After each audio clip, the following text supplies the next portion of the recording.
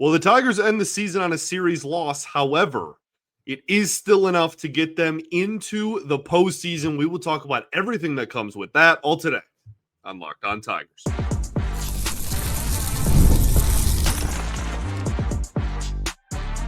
You are Locked On Tigers, your daily Detroit Tigers podcast. Part of the Locked On Podcast Network, your team every day. What is up, everybody? Welcome back to another edition of Locked On Tigers. I'm, of course, your host, Scott Bentley. Today is Monday, January? That's crazy. Monday, September 29th, 2025. Thank you so much for making Locked On Tigers your first listen. Every single day, we are free and available wherever you get your podcasts, including YouTube, part of the Locked On Podcast Network, your team every day. Today's episode is brought to you by 5 Hour Energy. Enough with the boring, flavorless caffeine. It's time to give caffeine a flavor upgrade with 5 Hour Energy shots. Go to www.5hourenergy.com or Amazon today. The Detroit Tigers have made the 2025 MLB postseason, and that is a reason to celebrate. They do drop the series this weekend to the Boston Red Sox in Fenway. They lose 2 different games by a score of 4-3, and then win on Saturday by a score of 2-1. The Tigers end the season with an 87-75 record when it's all said and done. They were the fastest team to... Were they the quickest to 20? They were definitely the fastest to 30, 40, 50, 60. I think it was just that. I don't think they were to 20 because they actually started off like 0-3 or 0-4 or something. So, a collapse. If you haven't heard, the Tigers did collapse at the end of the season, but they still are playing in October. The Red Sox finished the season 89-73. First thought. My first thought, this is almost just like stuff is just at the beginning instead of first thought. I'm not going to talk for 25 minutes about the series itself, okay? Nobody cares. And like, I will talk a little bit about it, the things that I think are noteworthy enough, and we'll talk about those at the end. But like, there is so many different emotions and feelings here with this playoff berth, and I want to just dissect what this season was and what we have to look forward to. Because we are playing meaningful games in October, and that's a win. You did it. You did it.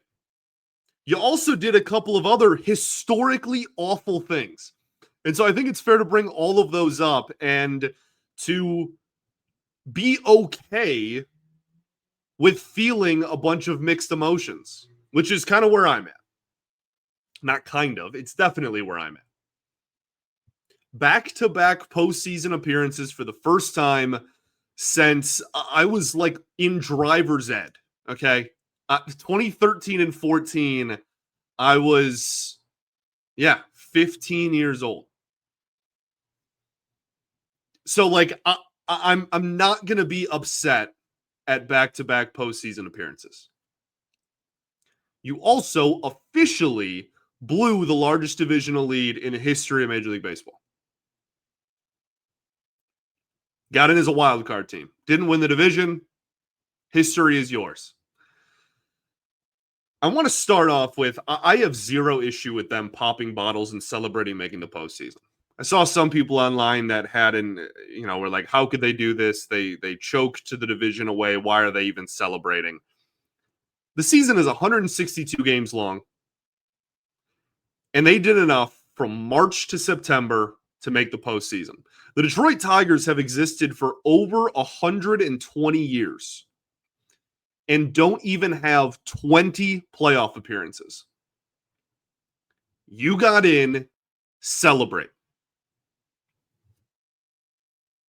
I also think it is fair to maybe tamper the celebration a bit, which I think they did. You look at the postseason celebration last year, right, on the field. I mean, it was a home game, which I'm sure matters a little bit, but it was like a big production. It was like the biggest thing in the world. People were crying, it myself included. Like, it was like a huge, right, the The 0.2%, city that doesn't care about the odds has a team to match. Great Benetti call. Like all of this, fans are, getting like pictures taken on the field. Like it was a huge thing. This was like, there's some high fives and some hugs, and like we clearly are happy and celebrating, and the owner and the GM and the Pobo are all on the field. But like it wasn't like this massive thing on the field where they're like jumping on top of each other and freaking out and jumping around either. But you're in. Missing the playoffs would have accomplished nothing to me, man. I saw so many people that down the stretch were like, why even get in? I hope they miss. Just be wasting everybody's time. They're going to get eliminated in 2 games anyway. They're already getting scrutinized by the fans, clearly. Okay. They're already feeling the pressure from the city. And nobody was getting fired if they missed the postseason. That was one take. I was like, I hope they lose just so that like change actually happens. No one was getting fired if they missed the postseason. I assure you. Nobody. They were not firing Scott Harris. They were not going to fire like Jeff Greenberg, if that matters to you. AJ Hinch, they were already working on an extension, is the new report. And then the extension talks stalled during the slide. I don't view that as like, you better get in or else you're not getting extended. I view that more as like AJ being like, okay, I'm not talking about this right now. I'm focusing on my job, but to each their own. You may as well go for it, is really my point. You might as well. And as much as it made me want to projectile vomit everywhere when Scott Harris said it, plenty of teams in Major League Baseball history have been bad in September and made a run. Now, the reason it made me puke when he said it is because, again, like I have a massive issue with how the trade deadline and the acquisitions on the season during the season were handled. So that, that feels a little bit different. But that is true. There are tons of teams throughout baseball's history that have limped into the postseason, been terrible in September, blown division leads, been wildcard teams, and then turned it around and made postseason runs. They may lose both games 15-0, man. I don't know. But you have a chance. You're in, you have a chance. They're playing games for a chance to win a trophy and to win a title for the first time in over 40 years. I would have taken that in a heartbeat in March with this roster. We also don't know how many postseasons with Tarik Skubal we have left. Even if our front office says they don't, Scott Bentley, believe in a Skubal window. I believe that this team is more competitive with Tarik Skubal on its roster than not on its roster. I believe that he makes your team a lot better. And next year is never a guarantee, as we learned for 10 straight years and as we learned this September. You're playing playoff baseball with the best pitcher in the American League on your team. You have to take advantage of those while you still can. And again, there's a lot of different emotions. And I think it's okay and understandable to feel anything. I've just kind of laid out how I feel. I also have zero issue with the people that aren't celebrating or aren't celebrating as much because the team has been awful in September. Their win percentage in September starts with a 2, dude. It is very bad. They've won 3 games in 3 weeks. These are real stats. And there are people that are like, why would I even celebrate? I don't think they have a single chance. I get it. I do not shame you or shun you. I'm not oozing with confidence either. I'm not pleased because they made the postseason because I think they're going to win the World Series. But I would rather have a chance than not have a chance. That's the whole point of all of this. That's the whole point of the regular season. That's why we root for our teams. This team went 10 years in a row without playoff baseball, man. I really don't care if they go undefeated in the first half and lose every single game from the trade deadline to the end of the season. I am not going to be upset at a playoff berth. That doesn't mean I'm going to pop bottles necessarily every time. As you can see, I'm pleased we're in. I'm not thrilled with the product we've been seeing. But I think both of those things can pretty easily be true. Okay, I got a lot more to say, which is good. That's kind of my job. And we will do those things, say those things, right after this. First, though, got to talk to you about our friends over at 5 Hour Energy. Caffeine just got a flavor upgrade. 5 Hour Energy shots deliver tasty caffeine in 17 bold flavors. Each 2-ounce shot packs the caffeine of a premium 12-ounce cup of coffee, plus B vitamins and nutrients with zero sugar and zero crashes. What I love most is how portable they are, to be honest. Big taste, tiny shot, and you can take it anywhere and get that boost when you need it. I always reach for, honestly, like a handful of different flavors. I think there's a lot because they're refreshing, they're good, and they give me that quick energy boost throughout the day. So enough with the boring, flavorless caffeine. It's time to give your caffeine a flavor upgrade with 5 Hour Energy shots. Get the flavors and favorites you love, or be pulled and, well, try something new. In-store and online at www.5hourenergy.com or on Amazon today. Also got to talk to y'all about our friends over at Zippix. I love this product. This episode is brought to you by Zippix Toothpicks. Whether you're looking for nicotine satisfaction or an energy boost, Zippix has you covered with their nicotine and caffeine infused toothpicks. For nicotine users, Zippix provides a discreet way to satisfy cravings and the hand-to-mouth habit without vaping or smoking. Zippix can be a helpful tool as you work to reduce your dependence on vaping or smoking. It's available in 6 great flavors, 2 milligrams, 3 milligrams, nicotine options. And if you need energy without the crash, their caffeine toothpicks are a game changer.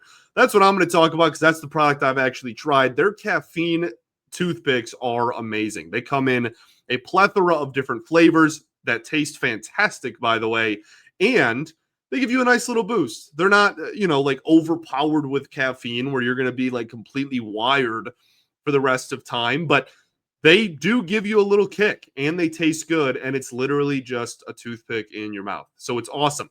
Go to zippixtoothpicks.com, use code LOCKEDON for 10% off of your first order. You must be 21 or older to order. Warning, nicotine is an addictive chemical. That's zippixtoothpicks.com, promo code LOCKEDON. Zip more, smoke less with Zippix Toothpicks. All right, everybody, welcome back here. Segment 2, Locked On Tigers. Appreciate y'all for tuning in. As always, making us your first listen every single day. Shout out to the everydayers that do tune in every day. We, of course, will be back tomorrow previewing the series against the Cleveland Guardians in the wild card round that will be in Cleveland starting on Tuesday. Today, though, we talk about the series that was and the series that got the Tigers into the postseason and all the different thoughts and kind of feelings and emotions on how we got here. As I said before the break, there's a lot of different feelings, and along with the good is also obviously the bad. Again, you also blew the largest divisional lead in MLB history and did it with a lot of nothing at the deadline. Like, it really was Finnegan and then not another, really, I mean, you could argue a single other like impact acquisition. And you had the best record in the American League at that time. That is infuriating to me. I'm not sure I will ever get over that. I think, 60 years from now, God willing, I'm still alive, I'm still going to be thinking about 2025. This team had the best record in baseball and the best record in the American League at different points in July. They got to the deadline and did nothing, man. That is wins left on the table as far as I'm concerned. And if they do lose quickly and severely in the postseason, then I will drive that point home even further and be even more upset about it. Your clutch hitting for a month has sucked. Your best players on offense are all sliding. They have all been hitting very poorly for a month. Your bullpen is, pretty objectively, in my eyes, not built for the postseason based on history and what we usually see postseason bullpens look like. You don't know if you have any trustworthy starters outside of Tarik Skubal. You don't know if you have a trustworthy bullpen outside of Vest and Finnegan. And you can even kind of throw Vest in the untrustworthiness category for postseason baseball. We'll see. And you also have zero clue if the offense is going to randomly decide to wake up again. And if you're going to be able to score any runs, really, off of postseason pitching. Cleveland's been the best pitching team in baseball for a month now. But you get to find out. Maybe we'll be furious, right? Maybe we'll be absolutely furious. And in 3 days from now, I'll be red in the face and talking about what a waste of time this all was and whatever. Again, I don't have high hopes for this team in the postseason. But you give yourself a chance, and we will take it. Again, that is the whole point of all of this. I also want to talk about punting on Sunday, which really bothered people. I certainly agree, for starters, to not pitch Skubal. No matter what you think of, playing Greene and Torkelson, whatever, it's just not even remotely worth it to pitch Tarik Skubal. You can pitch Skubal, get the win, still not have home field advantage, and then you don't get to use him in the wild card. It makes zero sense. So I want to start off with that. It is kind of interesting to me that people were up in arms over not putting the best foot forward on Sunday, despite the fact that Cleveland won anyways. Cleveland ended up winning. That's why they didn't. I had zero issue with it. Genuinely. Even when the lineup was announced, I had zero issue with it. If the Tigers won on Sunday, they would be instead going to New York, and they'd be playing the Yankees in a 3-game series at Yankee Stadium. Instead, they'll face Cleveland in Cleveland yet again. I understand the demons you're fighting with Cleveland and whatnot, and you can't beat them in a meaningful series. I understand that. But you aren't getting home field advantage anyways, even if you did win on Sunday, because, again, Cleveland won anyway. So I think you're really kind of splitting hairs between, would you rather give your guys a day off that they, in my eyes, pretty clearly desperately need in order to face a team that has a better record than Cleveland? The Yankees are, for all intents and purposes, a better team and a better roster, and you're on the road still. In maybe a more intense environment in Yankee Stadium. I don't know. I'm not saying if they pulled the Yankees that my message here would be any different. It would be pretty much copy and paste the exact same. I'm just saying that I don't think there was upside in playing our stars in this game. And people were freaking out because it ended up being close. And why are you not pinch hitting? He gave them a day off. This was not an optional, you're not going to start, but we might use you.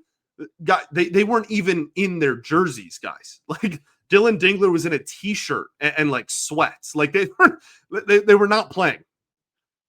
You're not going to go tell them, hey, go dress. This game's actually close. Go put your jersey on. You might be pinch hitting in an inning. And again, I know some people disagree with that, and I totally get it. I just didn't have a problem with it. And even if Cleveland lost, I would not have a problem with how Sunday was handled, to be honest with you. The reason why, to put it, and then we'll move on and put it in the simplest terms, is you did not have control of your own destiny. It's really as simple as that. The fact that you could have won 50-1, Riley Greene could have had 8 home runs, Torkelson could have gone 10 for 10, Kerry Carpenter could have gone 12 for 12, and you still could have not gotten home field is why they didn't play their starters. If they controlled their own destiny, they probably would have. It's okay. And I think they could use the extra day off, to be completely honest with you, from just rest, mental and physical, and also, prevent injury in a game that really didn't mean a whole lot. What went wrong? Now that we spent 20 minutes talking about stuff and everything kind of around this, let's talk about what went wrong for the weekend. The offense. Sunday, I don't care about. Again, you did not put your best foot forward. That was not a lineup we will ever see again. I don't really care. Friday, you went 3 for 13 with runners in scoring position. Riley Greene, I think by himself, had like 8 runners left on while he was in the batter's box. You will lose very quickly in the postseason if Carpenter, Greene, and Torkelson do not show up in high leverage situations. You will. You will be out in 2 games. 72 hours from now, we'll be talking about how the Tigers are eliminated if those 3 guys don't get their bleep together. Okay. Greene and Carpenter specifically have been brutal in high leverage situations for the better part of 2 months now. Torkelson's not exactly lighting the world on fire either. The bullpen. On Friday, you gave up runs in the 7th, 8th, and 9th inning. You had a lead, and then you gave up runs in the final 3 consecutive innings of the ballgame. That is textbook definition too thin of a bullpen in high leverage games. I have, I was going to say for starters, 22 minutes into the show. Goodness. I will also say that I did not have an issue with going to Tommy Kahnle. The reason why is, again, I think on Scott Harris. I've been very critical of this deadline. I will continue to do so. You already pitched Finnegan. You are obviously saving Will Vest for a save situation because you're the road team. So you're going to need to put Vest out there if you get a lead at some point in extras to pitch the bottom of that frame. You did not have that. The rest of your bullpen is just completely untrustworthy. You want to go to Rafael Montero? Yeah, I guess you could have gone to Holton to face. I mean, like Duran had a hit. He's a lefty, right? Like that's the one criticism I could find, but not going to Vest. I don't really see that. You were never going to go to him until the bottom of an inning where you had a lead. Yeah. Word. What else? I think that's kind of it. The pitching outside of that, the starting pitching this weekend, I should say, I thought was pretty good. Well, I'm not even including Sunday as like a game that was played this year. Chris Paddock was not good. He hasn't been good really for almost all of his Tigers tenure. I'm not counting that. They just needed innings from somebody that wasn't going to be a factor on the playoff roster. And I think that's probably Chris Paddock. What went right? We'll talk about that right after this. Got to talk to you about our friends over at Nutrafol. You've probably seen a million ads for hair growth and hair growth products and thought, sure, like that actually works. There are so many products out there, and it's hard to know which ones are actually going to do anything. That's why you should give Nutrafol a closer look. Nutrafol is the #1 dermatologist-recommended hair growth supplement brand, trusted by over 1.5 million people. Goodness gravy. Now Nutrafol is the official hair growth partner of Major League Baseball. You can feel great about what you're putting into your body since Nutrafol hair growth supplements are backed by peer-reviewed studies and NSF content certified, the gold standard in third-party certification supplements. There are so many great features. You will see thicker, stronger, faster-growing hair with less shedding in just 3 to 6 months with Nutrafol. For a limited time, Nutrafol is offering our listeners $10 off your first month's subscription and free shipping when you go to Nutrafol.com and enter promo code LOCKEDONMLB. Find out why Nutrafol is the best-selling hair growth supplement brand at Nutrafol.com, spelled Nutrafol.com, promo code LOCKEDONMLB. That's Nutrafol.com, promo code LOCKEDONMLB.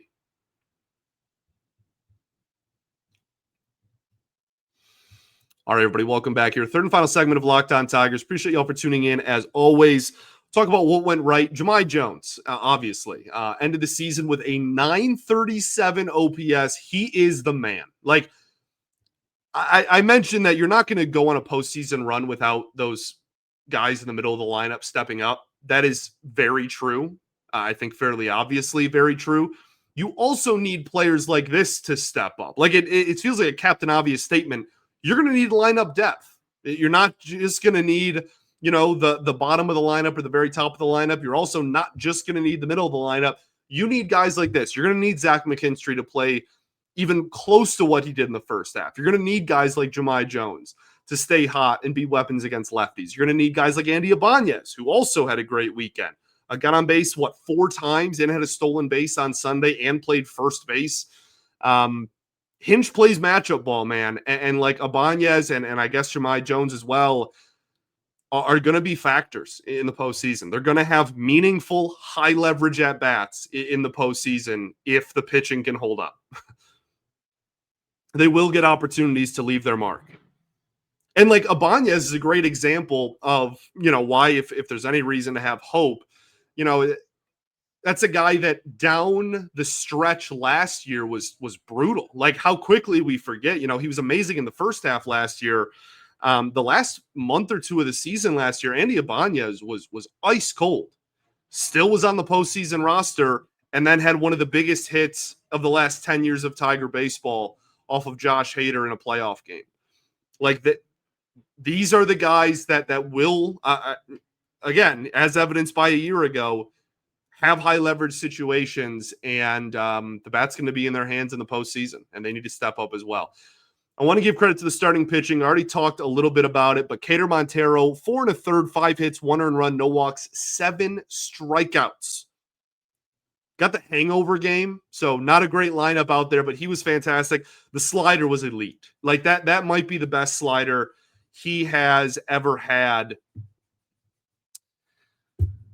in a start that I've seen from him. As far as like location, the stuff is pretty consistent with him, but the command was great in this one. I'm so happy for him that he was the starter in the game where the Tigers clinched. That's such an awesome moment. He also ends the season with a 4.37 ERA, which is kind of frustrating, just in a good way for him. It's frustrating because you look at the deadline acquisitions that were made and you go, okay, he's going to end the season with like a run better in his ERA than Morton and Paddock. That's disgusting. Okay. But good for Cater Montero. Good. Yeah, I think that there's a chance that he's a multi-inning reliever on the postseason roster. And that's something we'll talk, like I said, a lot more about tomorrow. But the star of the weekend to me is Casey Mize. And it's really disappointing that it like they didn't even win that ball game. But 6 1/3, 6 hits, 2 earned runs, no walks, 8 strikeouts. We went into this game terrified that this team was going to find a way to miss the postseason altogether. Casey Mize put his guts on the table, we'll say, okay, to keep it PG, and absolutely put together one of the best starts of his season, and honestly, one of the best starts I've seen from him in quite some time. I thought he was fantastic, man. That is exactly what this team needed, not only in that moment, was for any starting pitcher not named Skubal to step up, but that's exactly what this team needs in the postseason. They're going to need someone else to start a meaningful game. I mean, the splitter was incredible. The fastball was incredible. His slider was maybe the best I have ever seen from him. Sliders against righties, splitters against lefties. He was absolutely dynamic, and I am praying that he can replicate that kind of stuff in command in a postseason setting, because that's what this team's going to need to get past the wild card round. All right, that's pretty much it. Tigers play the Guardians, like I said, Tuesday, Wednesday, and then if needed, Thursday. All are going to be 1 p.m. games, which I hate, but we'll talk about that a little bit more tomorrow. It's so lame that there's playoff games that happen 1 o'clock in the afternoon on a weekday, but I understand they got to get, all of these series done by the weekend.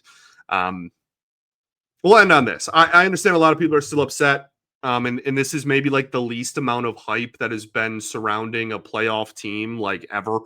Okay, which I kind of say like tongue in cheek, but also like maybe not.